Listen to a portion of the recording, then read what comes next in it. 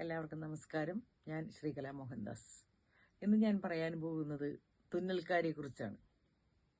പണ്ടുകാലത്തെ തുന്നൽക്കട. മെഷീന് പുറകിൽ പ്രധാന തുന്നൽക്കാരനിരുന്ന് തയ്ക്കുമ്പോൾ തുന്നൽ പഠിക്കാൻ വരുന്ന ശിഷ്യഗണങ്ങൾ താഴെയിരുന്ന് ബാലപാഠങ്ങൾ പഠിക്കാൻ തുടങ്ങും. തുന്നിയിട്ട തുണികളിൽ ബട്ടൺസ് പിടിപ്പിക്കലാണ് ആദ്യത്തെ പരിപാടി.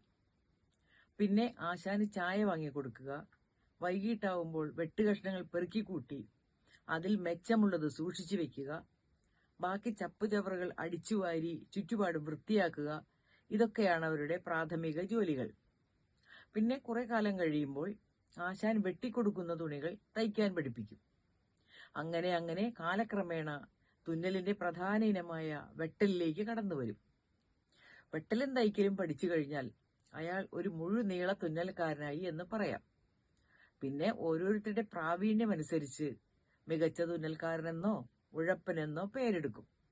മിക്കവാറും തുന്നൽ പഠിച്ചു കഴിഞ്ഞാൽ ആശാന്റെ കടയുടെ എതിർവശത്ത് തന്നെ അയാൾ ഒരു കട തുടങ്ങുകയും ചെയ്യും. മറ്റൊന്ന്, പണ്ടുകാലത്ത് ഒരു പ്രദേശത്തുകാർക്ക് ഒരു തുന്നൽക്കാരൻ എന്നതായിരുന്നു കണക്ക്. അതുകൊണ്ട് തന്നെ തയ്ക്കാൻ കൊടുത്താൽ അത്ര എളുപ്പത്തിൽ കിട്ടുകയില്ല. മിക്കവാറും ഏതെങ്കിലും ഒരു ജൗളിക്കടയോട് ചേർന്നാവും ഈ തുന്നൽക്കാരുടെ തയ്പ്പുമിരിപ്പും. സ്വാഭാവികമായും ആളുകൾ ജൗളിക്കടയിൽ വരുന്നു, തുണിയെടുക്കുന്നു, അവിടെ തന്നെ അളവെടുക്കുന്നു, തുന്നാൻ കൊടുക്കുന്നു. അങ്ങനെ തുന്നക്കാരനും കടക്കാരനും ചേർന്ന് ഒരു പരസ്പര സഹായ സഖ്യമുണ്ടാക്കുന്നു. ഈ ചിത്രത്തിൽ നോക്കൂ. ആശാൻ തയ്ക്കുന്നു, ശിഷ്യൻ ബട്ടൺസ് തുന്നുന്നു, തയ്ച്ചു വാങ്ങാൻ വന്നയാൾ തുന്നിത്തീരാൻ കാത്തിരിക്കുന്നു.